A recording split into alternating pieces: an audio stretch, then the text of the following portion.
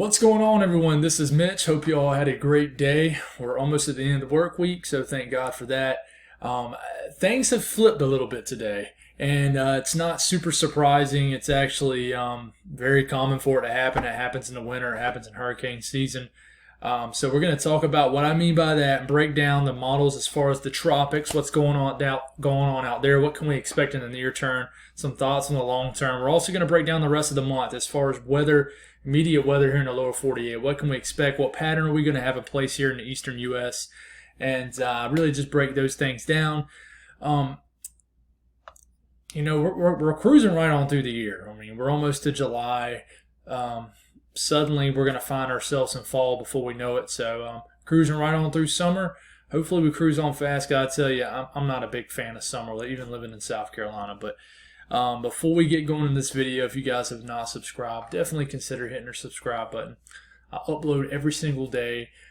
So even when the weather, I feel like I'm a robot repeating the same thing over and over again, but even when the weather's kind of slow, I still manage to try to get a video out there and talk about something. But thank you all for the incredible support. I had a big spike in subscribers overnight from the video last night. So we're going to hint on that and talk more on that. And definitely hit the subscribe button, like the video, and thank you all for the amazing support. So let's get going into this. So National Hurricane Center, this was the update at 2 p.m. By the time most of y'all watch this, there will be an 8 p.m. update.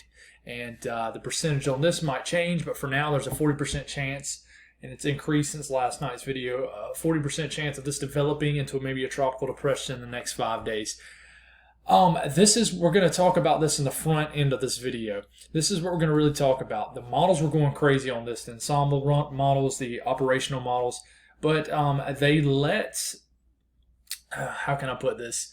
A lot of people, including me, I think everybody naturally does it, kind of bought a little bit into it, not necessarily thinking there was going to be a full-fledged tropical system that was going to cruise across the Atlantic and slam the lower 48 as a hurricane. No, not like that, but it was incredible how clustered up the ensemble runs were yesterday and how gung-ho they were about there being an actual legit chance of tropical development clearing the entire tropical Atlantic.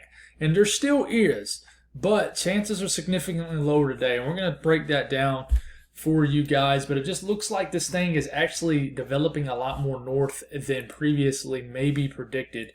The more north this is, and we're going to take a look at this is the latest GFS, the more north it is, the more north it develops, the more north it goes, the less likely chances it's going to have a chance to develop. I'm not sure why this is popping up. Oh, that's the soundings. I accidentally click it. Let me get that off real quick for you guys. Okay, so the less likely chance for this to develop. So we're going to move through here in time. And the reason that is because a lot of the Saharan dust likes to filter in on the north end of the storm. It likes to ride out in here and then maybe get out in here. And also there's much cooler waters. Temperatures drop off pretty quick the far north you go. And tropical systems just do not like to form up here. They might form, but then they likely won't survive, or they won't end up impacting the U.S. But when they form down here, they have a chance and really cruise on through. So check it out. This is an operational run. This is the GFS. And notice it's just a blob of moisture down here, tropical moisture. It doesn't really survive, but it's still there, and it pops back up into the Caribbean. But really, it just blends in with everything else. Meanwhile, here in the Gulf of Mexico, maybe next weekend, you might have a surge in tropical moisture that moves into the Gulf states. That's very common, but I don't see any tropical development.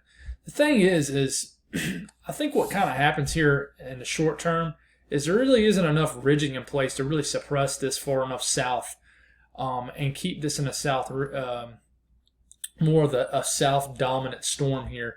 Now you have some incredible ridging of high pressures up here if you can get anything to develop down here, but and keeping anything suppressed down here. I mean, it's clear as day. You got two high pressures right here.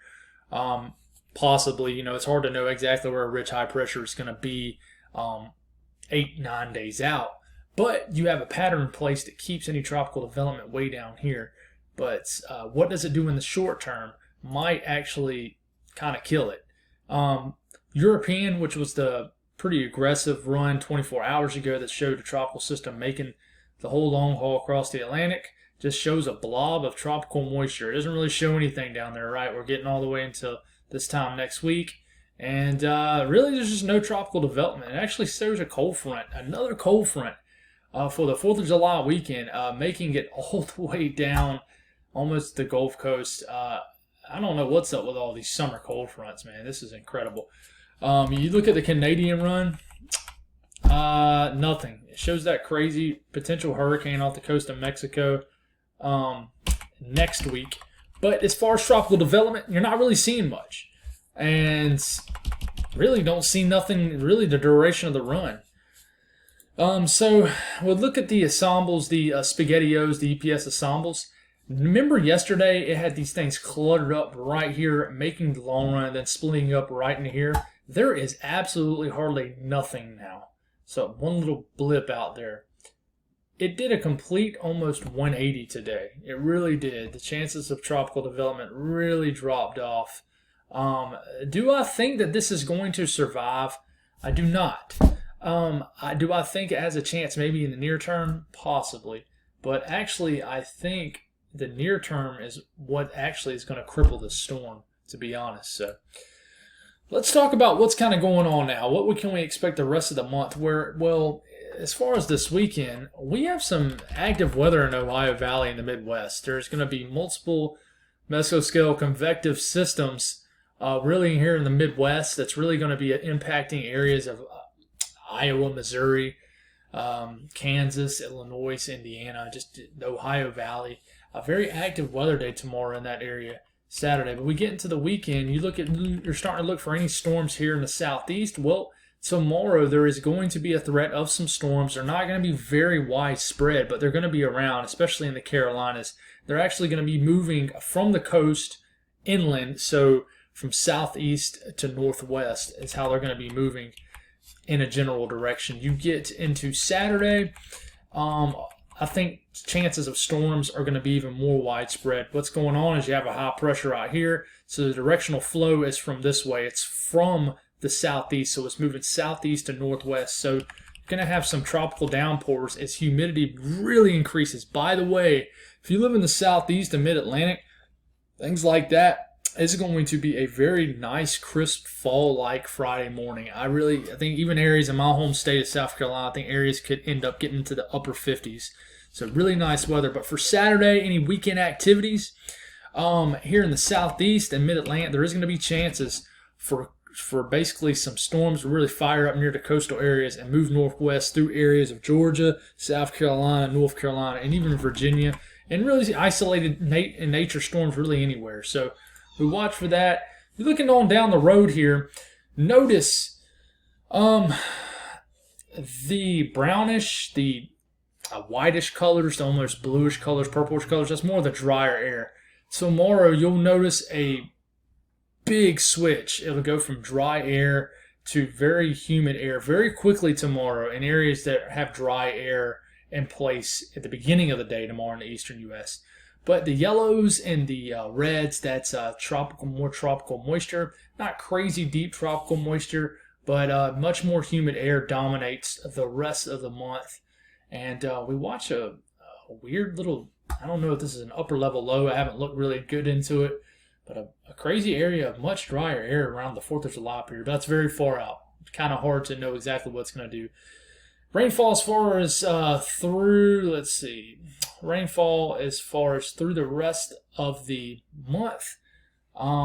Huge area right here into the Midwest and the Ohio Valley.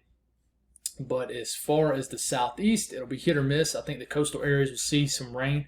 But otherwise, really looking at it in a grand scheme of things, I don't really see anybody being super dry. I think it's going to be a typical, I really think it's going to be like a typical summer pattern where you just have isolated showers and storms to pop up in the afternoon.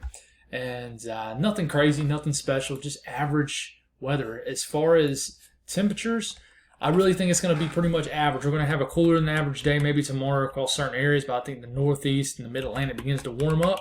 I still don't see any intense heat waves in sight. Through the rest of the month, I really think it's just going to be average temperatures. Average temperatures, it's really easy to find your average temperature for your location, guys. Just basically go to your climate, your National Weather Service for your area and your region, and you can figure out all the information there. It's pretty simple to work through. But for instance, I believe the average high in Columbia, South Carolina on this day right now is about 90, 91 degrees.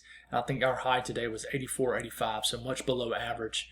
But pretty much average temperatures, nothing crazy. So really the only exciting as in